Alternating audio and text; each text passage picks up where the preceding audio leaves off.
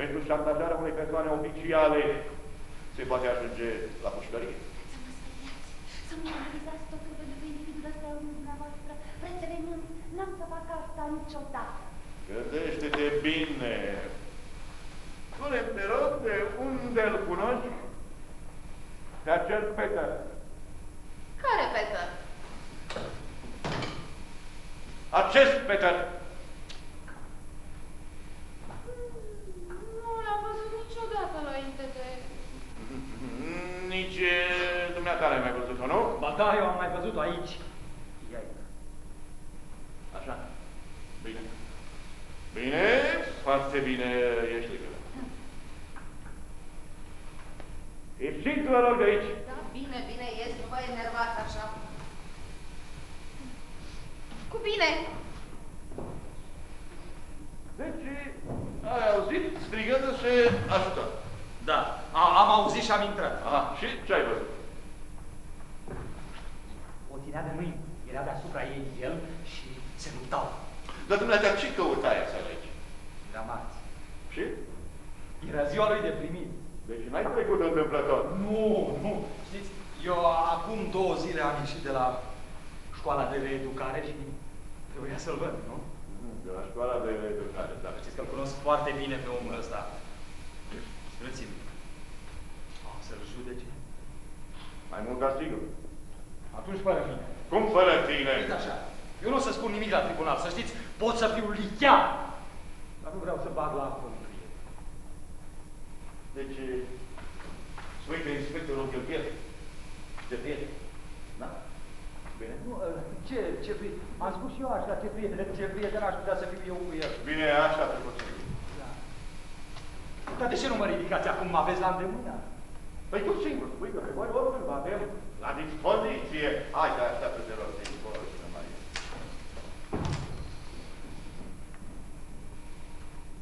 Alo. Da, aș vrea să vorbesc cu tovarășul Liu Bobilov. Nu este. Vă rog să-i spuneți că l-a căutat anchetatorul Constantinu. Aș dori să mă primească. Să-mi stabilească o oră. Da, bine. Bine, mulțumesc. Mulțumesc.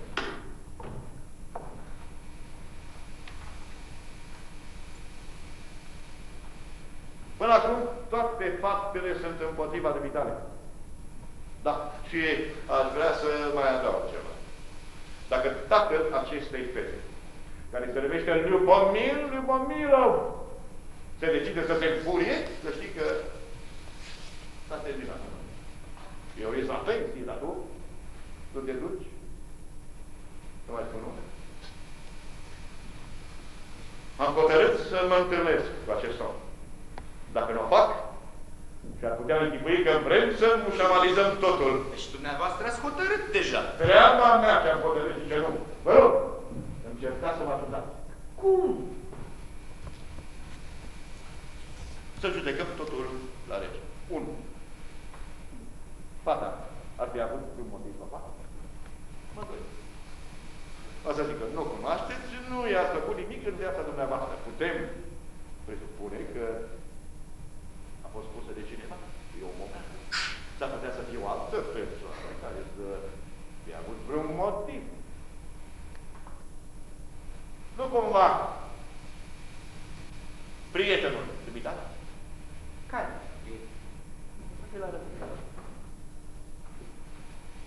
El este Peter Pavlov, 18 ani, din Sofia, recent ieșit de la școala de muncă și reeducare. Salut! Nu mă mai cunoști. De la depou!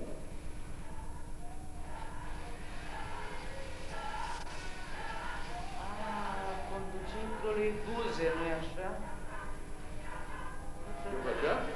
O să-l poezesc mai târziu. Peter, dacă te-aș fi întâlnit pe stradă, nu te-aș fi recunoscut. Eu te-aș fi recunoscut. Când zici că ai ieșit? Acum 2 zile. Ți-am scris o scrisoare de acolo, dar probabil că n-ai primit. Îmi pare foarte rău pentru cum ai ieșit aseară. Dar uite, pe cuvântul meu, că n-am. Pe cuvânt.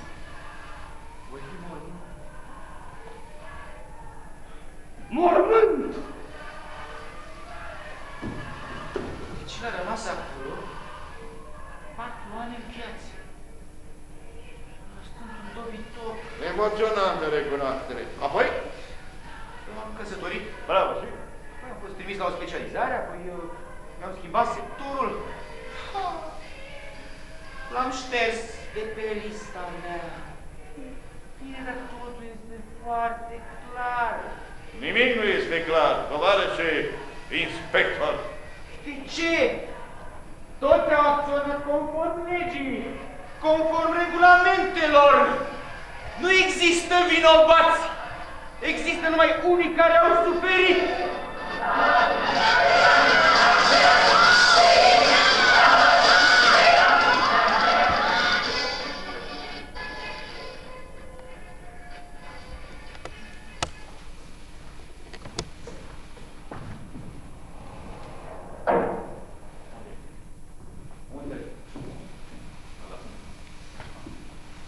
Tovarășul Iucopilov, da? Vă rog să permiteți anchetatorul ăsta. Da. Vă rog, putem vorbi aici sau mergem?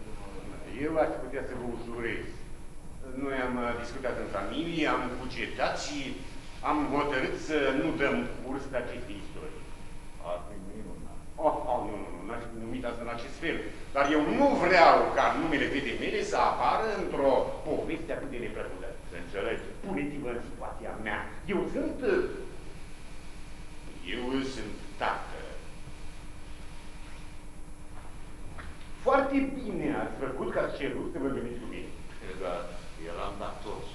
Ei, acum puteți să întrerupeți liniștit ancheta. Sigur, sigur nu e nicio problemă.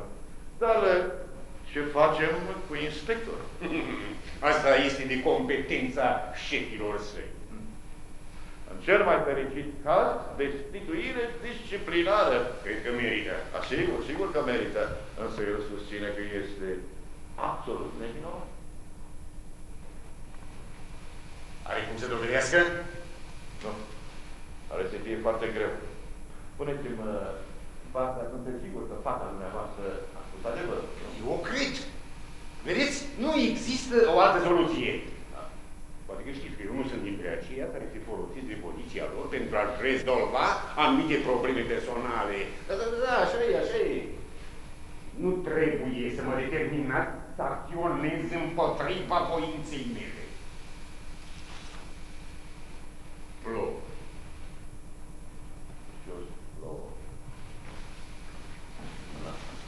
Da, cum mă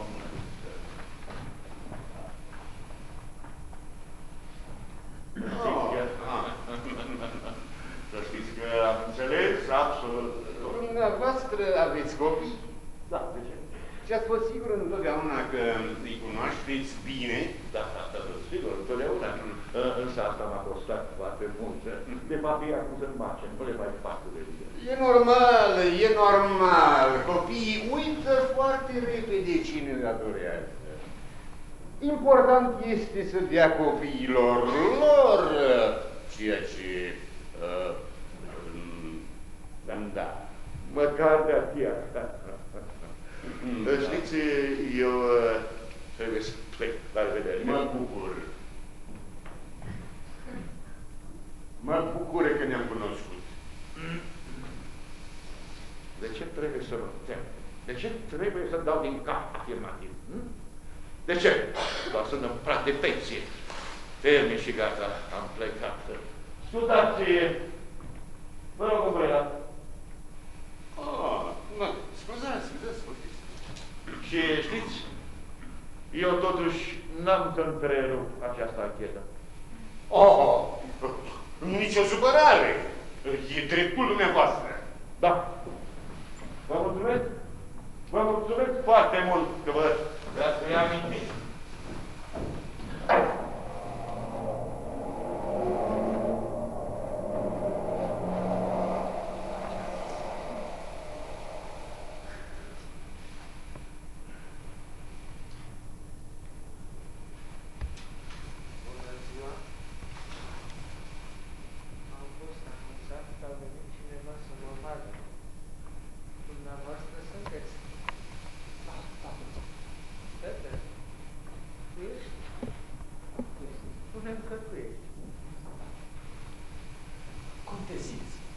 băiatul meu, ce mare te-ai făcut.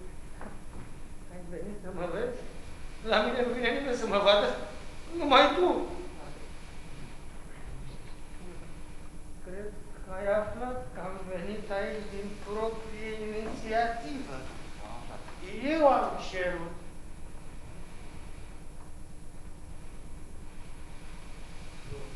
Ce mai faci? Ai terminat școala? Cineva spunea că trebuia să o termin. Ba, unul spunea, el are acum 18 ani și după lege ar trebui să te întrețină. Dar eu am spus, ce bă, ia mai du-te în... Îmi venea să-i dau cu o sticlă în cap. Ce te super zice? Eu ți-am spus cum e legal.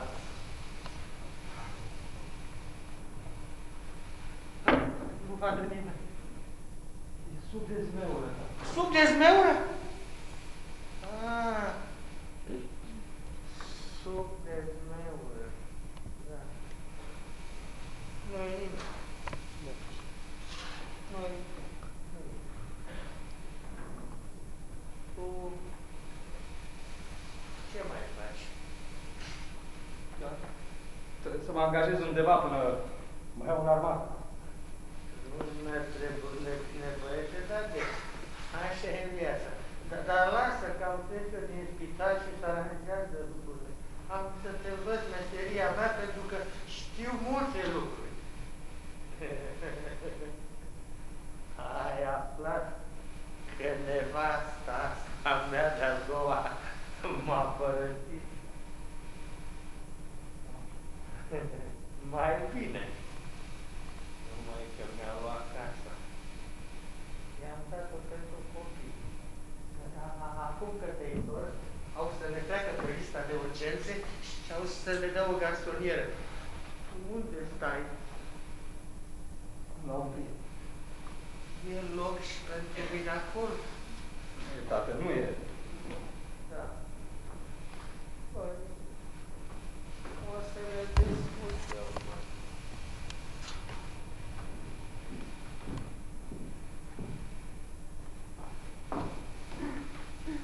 Știam că vei veni să-ți vezi tata. De aceea am venit. Doamne, ce mare s-a făcut? Dați-vă imediat de aici. Cărați-vă imediat de aici, așa cum ați venit! Vezi, dacă tovarășul a venit să mă vadă, da? Pleacă! Nu plec! A venit să vorbim ca între bărbați. Îți place cuvântul ăsta, dar îți place mult. Te consider bărbat, tu, care te agânzi de fetițe! Tovarășe, de ce nervezi băiatul? Pleacă, pleacă, aici e spital. Când vezi cum a ajuns, se-i tot din cauza ta. El renunțase la băutură și atunci încă se mai putea face ceva. Și acum se mai poate. De 3 ori ai intrat aici și de fiecare dată când ai ieșit, primului gând a fost să se împete. Da, dar eu vin voluntar. Dacă nu mă trimiteai atunci acolo, n-am fi ajuns aici. Peter, tu nu știi adevărul. Dar tu știai! Știai unde mă trimiți! Tu știai că cine intră acolo se sprăbușește dintr-o dată pentru totdeauna! Pentru totdeauna! Ne spune, tovarășii inspector, de ce cheltuiește statul cu noi atâția bani ca să ne întrețină la școala aia? Crede că vom deveni mai buni, nu? Nu! Pentru că iese mai ieftin! Pentru că e mai avantajos să nu furăm! Da-aia! Da-aia! Și acum ce vrei să fac? Să cad în genunchi în fața ta, da? Poftim! Ce vrei să fac? Unde să mă duc? Unde e casa mea? Ce să mănâncă? Cine e vinovat pentru asta? Spune, cine nimeni? Spune! Eu sunt vinovat, de-aia am venit aici ca să vorbim. Stai, tovarășe, stai, Peter. Da. Ce vrei să fac acum? Să tac la tribunal, da? Nu! Nu! Nu! Nu! Nu! Gata! Am învățat și eu să fiu lichea. Legea, pedepsele de partea voastră, de partea noastră nu dă vie. Ce să faci? Asta e fiecare. Cu ce am învățat? Cu ce s-ai născuit? N-ai decât să spui ce vrei la tribunal. Eu am fost nevoit. Eu nu aveam altă cale de ales. Pe cine încurcam? Tatăl tău e mai rău. Pentru că el nici atunci nu se lăsase de băut, o făcea pe ascuns, ca să nu afli nici tu, nici soția. Minte, nu-l crede. Vă aduceți aminte când ați fost dus la spital, direct de la întreprindere. Am avut pneumonie. Ce vină am avut eu că am avut pneumonie? Dacă ați fost dus la psihiatrie, de ce v-au dus la psihiatrie și nu la alt spital? Din cauza temperaturii, aveam temperatură mare. Pentru că a făcut coma alcoolică. Întreabă-l dacă e așa. E o născocire de medicilor, așa spuneau. Poți verifica? Poți verifica, fișele se păstrează. Viața era în pericol și trebuia să stea mult timp în spital. Ei m-au internat la Balamuc intenționat, ca să mă sperie. Intenționat au făcut-o. Nu are niciun fel de importanță. Eu nu mai puteam conta pe el. Eu nu mai puteam conta pe nimeni. Peter, ăsta nu e toate mințile. Nu-l asculta. Eu nu mai beam de mult. Nu mai puneam picătură de alcool în gură. Dar medicii au spus că se poate întâmpla asta, chiar dacă mă las de băutură, dar e o mișerie! E o ticălosie! Te cred, tată, te Crește vie!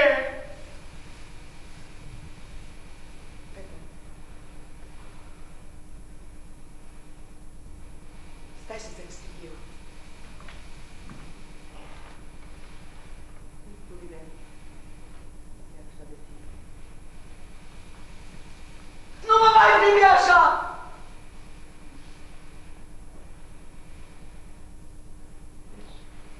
Când tata a intrat în spital, tovarășul a venit la mine să mă întrebe dacă pot să te iau eu. Că se schimbă situația. Numai că eu atunci știi, dar... Gata, lasă, nu te mai strădui să-mi explici. Te rog, ascultă! Tocmai atunci soțul meu a aranjat să plecăm în Libia. N-aveam un loc. Peste o săptămână trebuia să plecăm. Așa. Dar acum...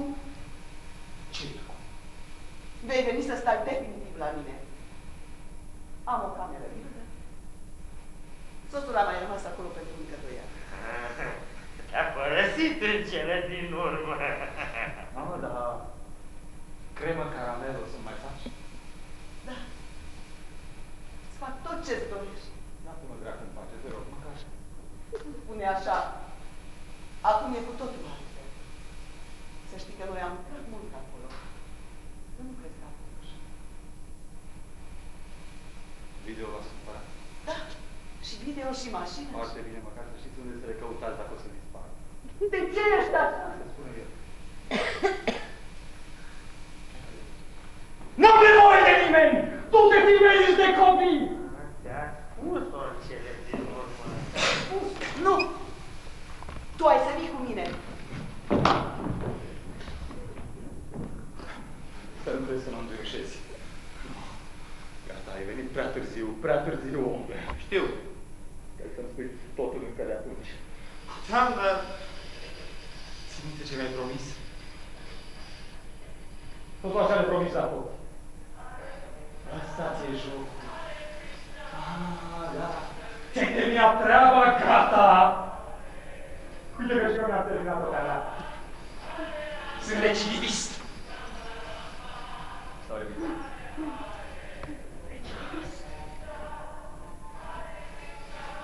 Uite ce e. Dacă îi împingi 2000 la tribunal, spun ce vrei. Dă-i, e tot ce pot face pentru tine. Ascultă-mă, protai! Hai, că să rup cât-o! Măi, tu nu înțelegi că încă se mai poate face ceva, că nu e totul pierdut? Nu înțelegi? Nu înțeleg! Pleacă! Nu înțelegi că dacă ai să continui așa, semnezi singur condamnarea pentru totdeauna? Pentru că eu nu pot să mă las, pentru că am să te strivesc? Nu înțelegi! Nu înțelegi! Ai să înțelegi, Da. pentru că am 2 copii și nu o să permit să mă măture, înțelegi? Te smeticește-te, Peter! Ce vrei? Să spectărești toată viața lui închisorii? Știi bine cum e acolo.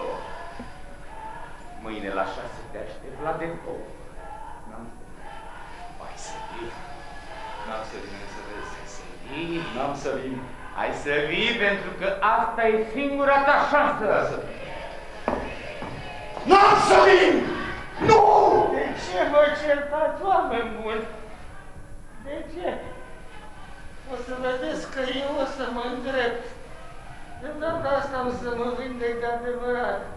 Am să-mi iau băiatul și o să fie bine. Nu pentru multă vreme, dar o să fie bine.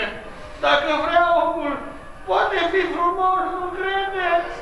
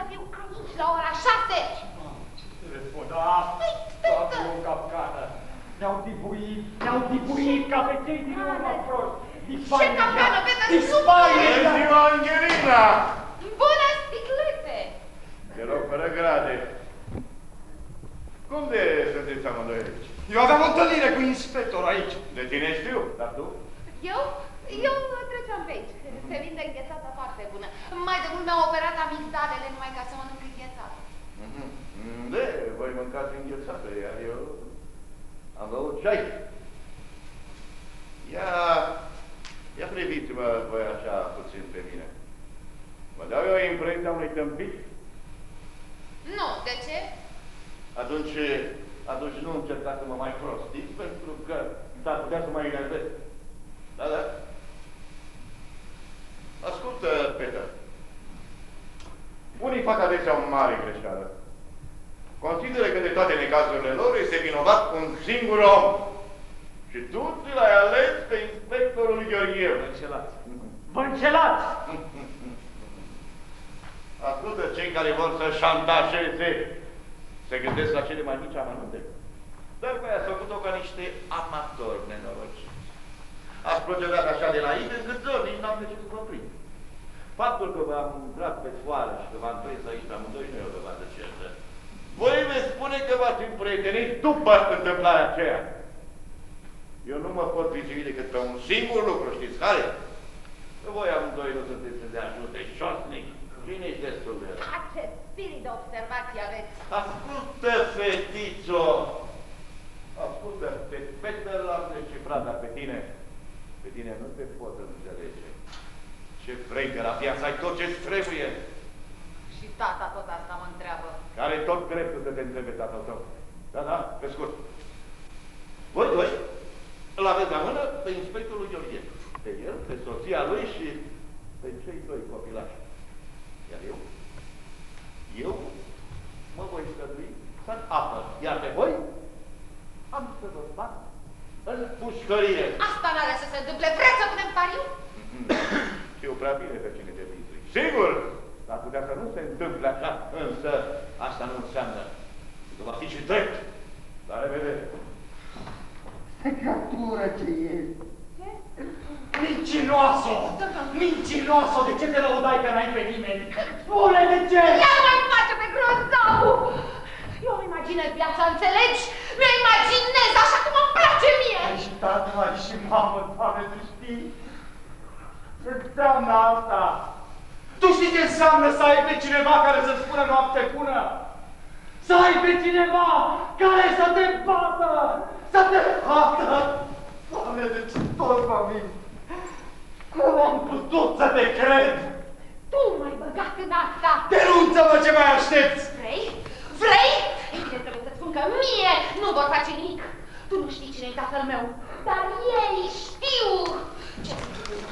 Că ar fi stat de vorbă cu noi dacă n-ar fi fost tovarășul Iubomirov. Ne-ar fi tras o mamă de bătaie, încât m-ar fi determinat să recunosc că eu l-am violat pe el și nu el pe mine.